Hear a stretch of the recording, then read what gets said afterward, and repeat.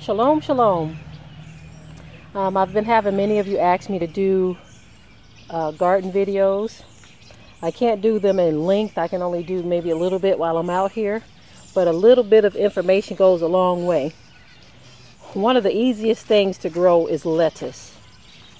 Throughout the season, you always want to have some lettuce growing. Okay, you can start it in cups so that when this bushel is all finished and is starting to seed up, you'll have some others that are ready to go in its place. But you'll get a lot off of this for a long time.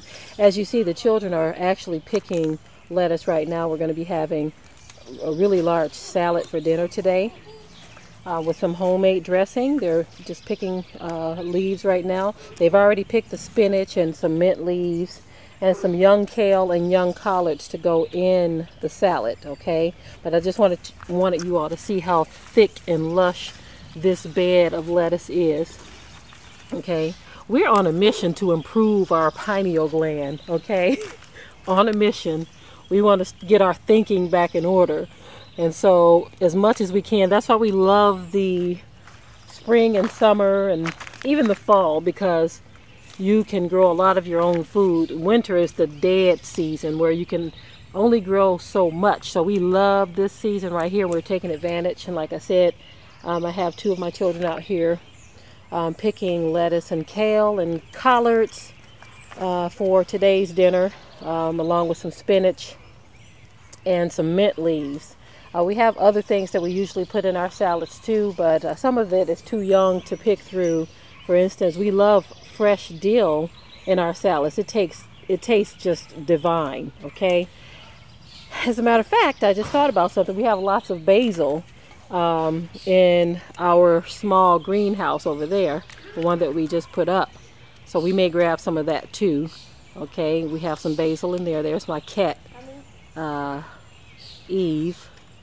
She loves to come out when she sees her family out here.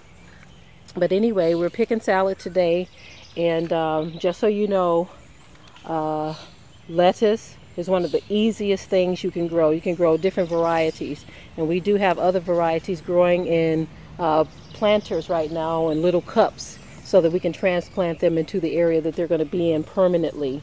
Okay. Another thing I wanted to mention while I'm out here is I talked to some of you about growing in containers. We have a lot of these little black containers right here, a whole bunch of them we ordered years ago, and we use them year after year. But we have a whole bunch of these in which we've planted collards. As you see, some of the collards they're still kind of young, but they're coming in very nice. You see, they're coming in very nice collards in these containers. We also use tires. A lot of these tires you see, our green bean plants are starting to spring up really nice. We have green beans in the majority of these because we're on a mission. Like I said, we're on a mission to eat as much of our own food this year as we can in terms of vegetables. And we have some bell pepper plants that are coming in.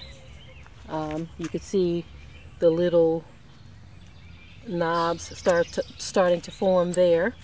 That's where some of the plants or the actual bell peppers are going to jump through there. Okay, this is a whole bed of them right here. Now I'm going to tell you something funny about this being right here. These are our cucumbers. The funny thing about this being here is we hardly planted anything in here.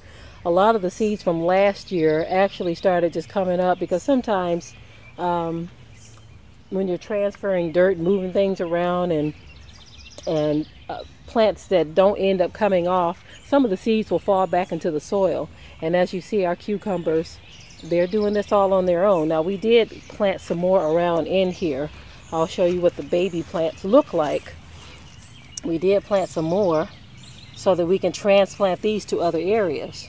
We figured since the bed was doing really nice, the soil was doing really nice, that we'll go ahead and get some other seeds started and we can transplant these to another area. As a matter of fact, I'm thinking of using containers for these too, because we can move those containers around to any spot that we want to. But this is a bed for cucumbers, and we use this old rack here you know, so that they can kind of climb up.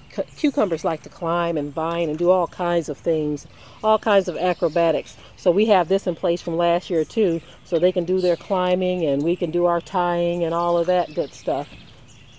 I'm not going to make this video too long because there's a lot to talk about, but I just wanted to encourage those of you who are trying to get started with growing that containers is a great way to get started if you don't have a lot of space. Containers are a great way to get started. As you see, like we said, in containers we have our little collards planted, and you see here we have even more bell peppers. You see, more bell peppers in containers, and they're just sitting right next to the tires for now. We're doing some rearranging in the yard, but the neat thing about containers is once things get more mature, and we've done the rearranging, we're building some more beds and all of that. Once we've gotten all that done, we'll be able to move these containers because they're very mobile, and we won't disturb anything because they're already well rooted into the soil, and so we won't be disturbing anything. Another thing we've done here too, and I'm going to go ahead and sign off, on our plastic, underneath here is plastic. We have mulch around to kind of keep the weeds down a bit and make it so the plastic isn't as slippery as it would have been. Okay, so this is just a quick video, really just a way of encouraging you to get started with at least containers if you don't have a lot of space. Whatever you can grow is great. Salads, different type of salad greens and herbs and collards is a great thing to get started with. Okay, so with that, I'm going to go ahead and sign off and say shalom to my family.